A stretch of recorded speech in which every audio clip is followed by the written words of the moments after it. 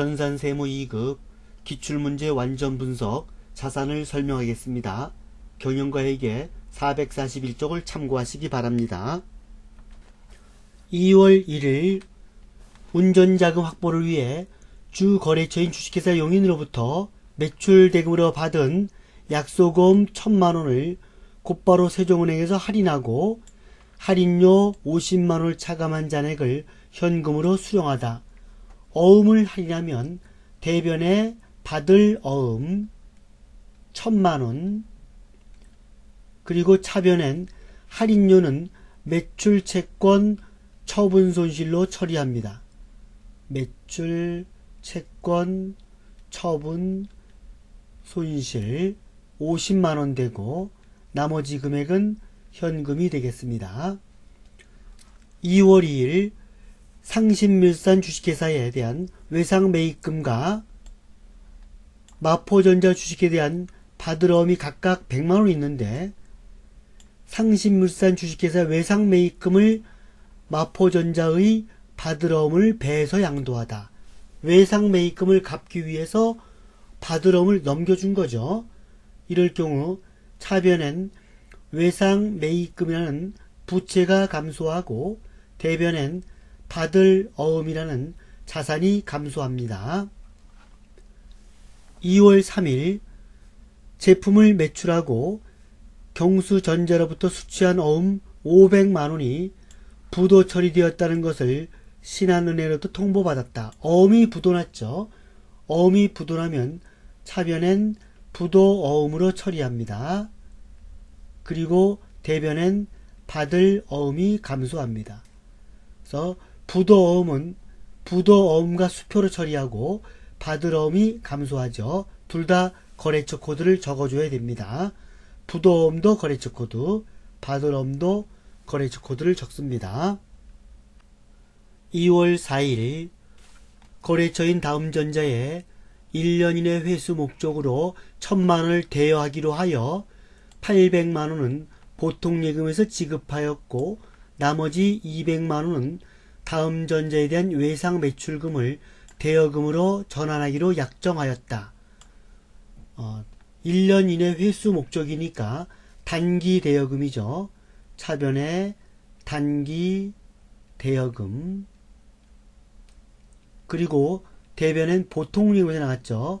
보통예금이 800만원이 되면서 200만원은 외상매출금을 대여금으로 전환한 거죠. 그래서 대변에 외상매출금, 단기대여금, 외상매출금, 거래처 코드 적습니다. 2월 5일 당사는 전월 주식회사 양국상사에 일시적으로 대여한 자금 500만원과 단기대여금이죠. 이자를 합하여 543만원 원천징수세액 7만원 차검의 금액이 보통예금 계좌로 입금받았다. 단 원천징수세액은 비용 처리하지 아니한다. 그러니까 단기 대여금과 이자를 받은 거죠. 그래서 대변에 일단 단기 대여금은 500만원입니다.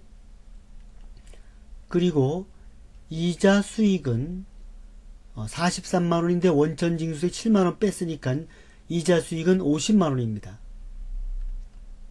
이 원천징수를 납부한 거는 세금과 공가가 아니고 선납세금으로 처리합니다. 차변에 선납세금 7만원, 나머지는 보통 예금이 되겠습니다. 2월 6일 대한상사에 상품 10만원짜리 100개를 주문하고 대금 중 계약금 300만원을 현금으로 지급하고 나머지 잔액은 물건을 인도받을 날에 지급하기로 하다. 이 계약하는 것은 분계가 없죠. 계약금을 현금으로 지급했습니다. 계약금을 지급하면 차변에 선급금 먼저 지급했으니까 선급금 300만원이 되고 대변엔 현금 300만원이 되겠습니다. 이 선급금도 거래처 코드를 적습니다. 2월 7일 업무차 지방 출장을 가게 된 영업팀 사원의 출장비로 100만원을 회사 보통예금에서 계좌 이체하여 지급하였고 사후 정산하기로 하였다. 전도금 계정을 사용할 것. 우리가 그동안은 가지급금으로 했는데 여기서는 전도금을 하라 했죠. 그래서 차변에 전도금이 됩니다. 전도금 100만원이 되고 대변엔 보통예금 100만원 되겠습니다. 2월 8일 영업부의 김성진 과장이 전주에 출장비로 가져갔던 20만원 출장비 인출시에 가지급금으로 처리함. 다음에 지출결의서를 제시하고 잔액은 현금으로 반환받았다. 15만원과 만원 더하면 16만원이죠. 그래서 차변엔 여비교통비 16만원이 되고 잔액은 현금으로 받았으니까 현금 4만원, 대변엔 가지급금 20만원이 되겠습니다. 거래처 코드 김성진 이름을 적어야죠. 2월 9일 주식회사 대길로부터 제품 매출 후 외상 매출금 485만원에 대하여 조기 회수에 따른 매출 할인액 할인율 2%를 차감한 나머지 금액이 당좌 예금으로 입금되었다. 외상 매출금을 조기에 회수하는 거죠. 대변에 외상 매출금 485만원 조기 회수하면서 할인해주는 금액은 우리가 매출 할인으로 처리했습니다. 매출 할인 2%죠. 485만원 곱하기 0.02 97,000원 나머지는 당좌 예금이 되겠습니다. 2월 10일 주식회사 마코에 대한 외상매출금 760만원이 소멸시효가 완성되어 대손 처리하였다.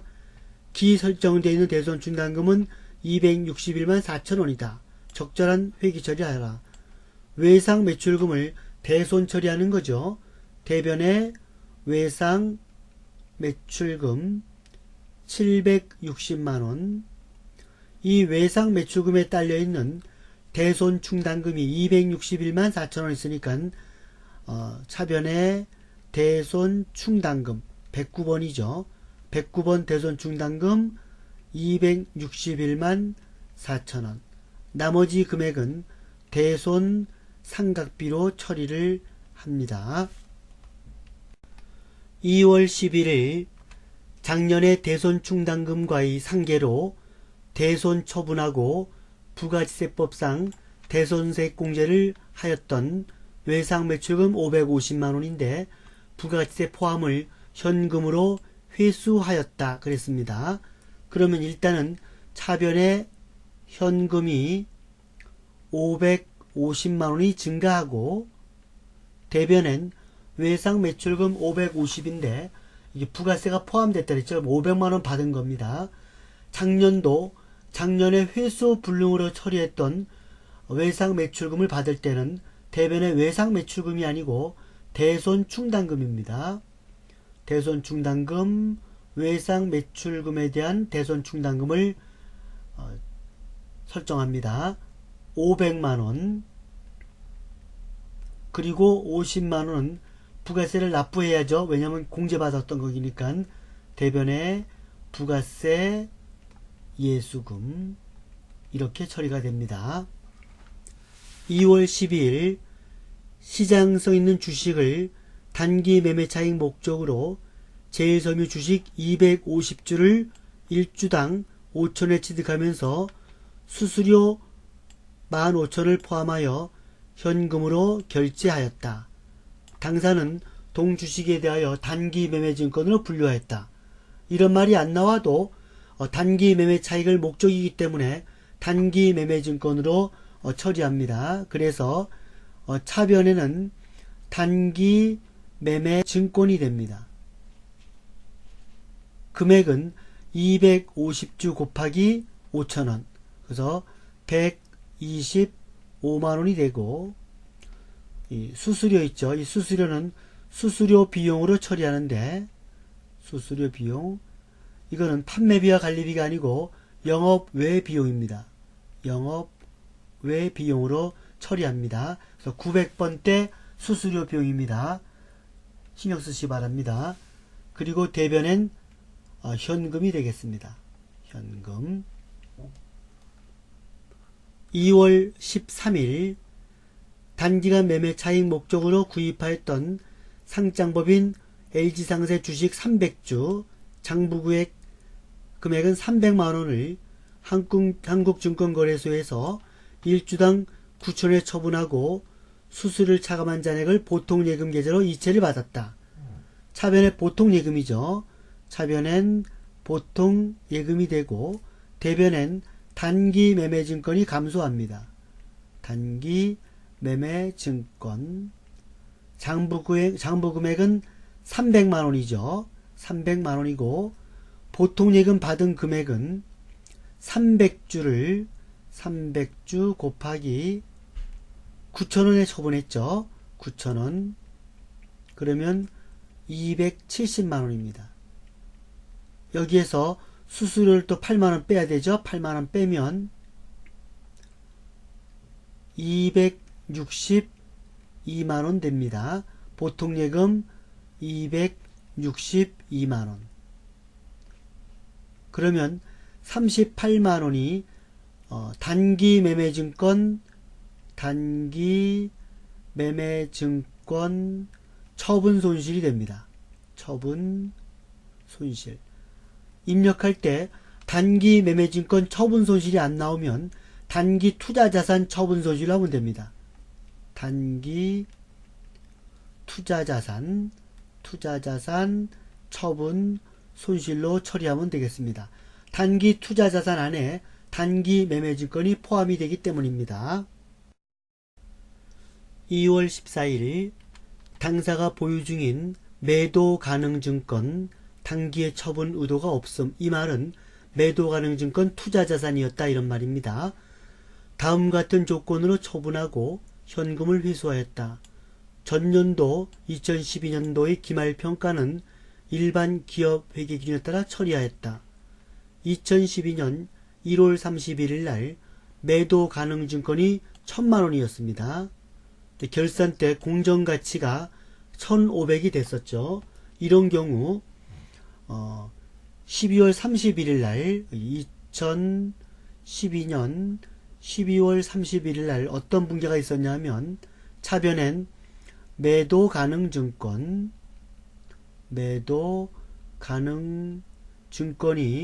500만원이 되고 대변에는 매도 가능 증권 평가이익이 500만원이었습니다. 이 매도 가능 증권 평가이익은 수익이 아니고 기타 포괄손익 누계액, 자본에 해당이 되죠. 이 자본 중에서 기타 포괄손익 누계액에 포함이 됩니다. 이것을 오늘 팔았죠. 2월 14일 날 처분했습니다. 일단은 대변에 매도 가능 증권이 감소합니다. 매도 가능 증권이 1,000만원과 500만원 포함해서 1,500만원짜리가 감소하고 차변엔 이 매도 가능 증권 평가이익이 같이 없어집니다. 차변에 매도 가능 증권 평가이익이 500만원 감소하고 그리고 이것을 1,200만원에 팔았죠. 현금 받았으니까 현금 1,200만원. 그러면 여기서 보면 300만원, 200만원만큼 이익이 생겼죠. 200만원이 매도 가능 증권 처분 이익이 되는 겁니다. 그래서 요 매도 가능 증권은 당좌 자산이 아니고 단기에 처분도 없기 때문에 투자 자산에 포함이 된 매도 가능 증권입니다. 2월 15일, 1월 16일에 수입하였던 원재료에 대하여 다음과 같은 비용이 보통예금에서 지급됐다. 통관서류 작성 대행수수료하고 창고까지 운반한 비용 요 두 개 3만원은 원재료로 처리합니다. 차변에 원재료 3만원, 대변에 보통예금 3만원이 되겠습니다. 매도가능증권하고 매도가능증권 평가이익에 대해서 설명을 합니다. 계정 감목 및 조교 등록을 클릭합니다. 매도가능증권은 투자자산에 속합니다. 여기 178번에 투자자산 있죠. 매도가능증권은 주식이나 사채를 1년 이후에 장기간 소유했다가 처분할 목적일 때 매도가능증권입니다. 그래서 매도가능증권은 투자자산에 매도가능증권으로 해야 되는데 이 매도가능증권이 내년에 처분할 목적으로 바꿨다. 이런 경우는 당좌자산에 매도가능증권으로 변경이 됩니다. 여기 보면 매도가능증권 있죠? 123번. 그래서 원래는 투자자산의 매도가능증권이었지만 이 매도가능증권이 차기에 처분하겠다고 결정하면 당좌자산의 매도가능증권으로 변경이 되는 겁니다.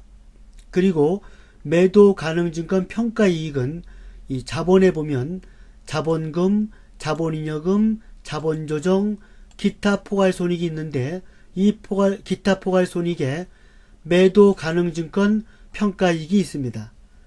이거는 자본에 해당이 됩니다. 손익계산서 사항이 아니고 재무상태표 사항인 자본에 해당이 되는 계정 과목입니다. 그리고 매도가능증권 처분이익은 영업의 수익에 해당이 됩니다. 영업의 수익에 가면 매도가능증권 처분이익. 그러니까 매도가능증권 처분이익은 영업의 수익이고 매도가능증권 평가이익은 기타 포괄손익 누계액으로서 자본에 해당이 되는 겁니다.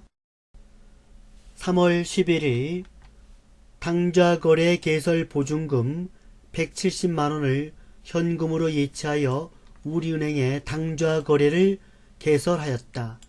당좌거래를 개설하게 되면 건물 등을 담보로 제공하는데 이렇게 건물 등 부동산이 담보가 없을 때는 이렇게 보증금을 예치를 합니다. 이런 경우 차변에 특정 현금과 예금, 특정 현금과 예금으로 처리합니다. 170만원 그리고 대변에 현금 170만원입니다. 이 당좌거래 개설 보증금은 당좌거래를 해지하기 전까지는 찾을 수가 없는 특정 현금이 되겠습니다. 3월 12일 주식회사 비즈로부터 투자 목적으로 사용할 토지를 2천만원의 현금으로 매입하였다. 당일 취득세 100만원은 현금 납부하였다. 투자 목적으로 토지를 샀죠. 이런 경우는 투자 부동산이 되겠습니다. 투자 부동산 취득세 포함해서 2,100만원 대변에 현금 2,100만원 투자 목적이 아니고 건물 신축 목적이면 토지가 되겠습니다. 3월 13일 공장용 주차장 부지 토지를 취득하고 이와 관련하여 아래와 같은 지출이 발생하였다. 모든 거래는 비사업자의 거래이다. 토지 잔금이 2억 5,700만원인데 보통예금에서 이체했고 수수료 78만원인데 원천징수가 22만원을 뺀 나머지죠. 이런 경우 차변의 토지가 2억 5,700에다가 여기 원천징수 금액 더하면은 100만원이죠. 그러니까 2억 5,800만원 토지가 2억 5,800만원이 되고 대변엔 보통예금이 2억 5,700만원입니다. 현금 지급한 금액이 현금이 78만원. 세금을 뗐죠. 원천징수할 때 이걸 우리는 예수금 처리합니다. 예수금 22만원. 이 예수금은 부채죠. 임시로 맡아둔 돈이기 때문에 나중에 납부를 해야 되는 예수금입니다. 3월 14일 사용 중인 공장 건물을 새로 신축하기 위하여 기존 건물을 철거하였다. 철거 당시의 기존 건물의 취득금액 및 감가상각 누계액의 자료는 다음과 같다. 건물의 취득금액은 1억, 철거 당시 감가상각 누계액은 8천만원, 그러면 2천만원이네요. 잔액이. 장부가액은. 건물 철거 비용은 300만원, 간이가세자로부터 영수증을 수취했다. 가산세는 고려하지 말 것을 현금 지급했다. 일단 건물을 철거했으니까 대변엔 건물이 감소합니다. 대변에 건물 1억. 차변엔 감가상각 누계액 건물에 대한 거 8천만원입니다. 그리고 철거 비용은 현금 지급했으니까 현금 300만원. 차익이 2300만원 차익이 생겼죠. 유형자산 처분 손실입니다. 유형자산 처분 손실. 3월 15일 업무용 승용차를 구입하면서 다음과 같은 금액을 구매대행사에 전액 현금으로 지급하다. 회사는 차량 구입 시에 필수로 매입하는 지역개발 채권을 만기까지 보유하기로 하였다. 만기까지 보유한다 그랬죠. 채권을. 차량 금액은 1850만원이고 취득세 및 등기비용은 50만원입니다. 그리고 지역개발 채권 매입액은 50만원인데 만기가 2021년 5월 18일이라 있어. 이런 경우 차를 살 때 비용은 차량 운반구에 포함시키니까 차변엔 차량 운반구가 1900만원.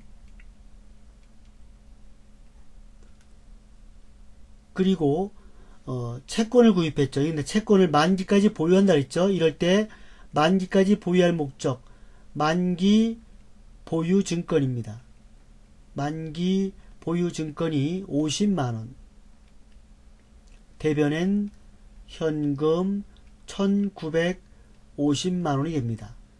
이 만기 보유 증권도 두 가지가 있습니다. 원래는 투자자산입니다. 투자자산. 그런데 만기가 내년에 돌아온다. 그런 경우는 계정가만 그대로지만 당좌자산으로 변경이 됩니다. 지금은 오랫동안 보유하는 만기까지 보유하는 투자자산이지만 내년에 만기가 도래한다. 그러면 당좌자산으로 변경이 된다는 겁니다. 만기 보유 증권은 아까 설명한 매도 가능 증권과 똑같은 방법으로 처리합니다. 자, 그러면 계정 가무 및 조교 등록을 클릭합니다. 투자자산에 만기 보유 증권이 있습니다. 그러니까 원래는 만기 보유 증권은 투자자산에 해당이 되지만 그 만기가 내년에 도래하면 당좌자산으로 변경이 됩니다. 당좌자산에 가보면 만기 보유 증권 여기 있죠.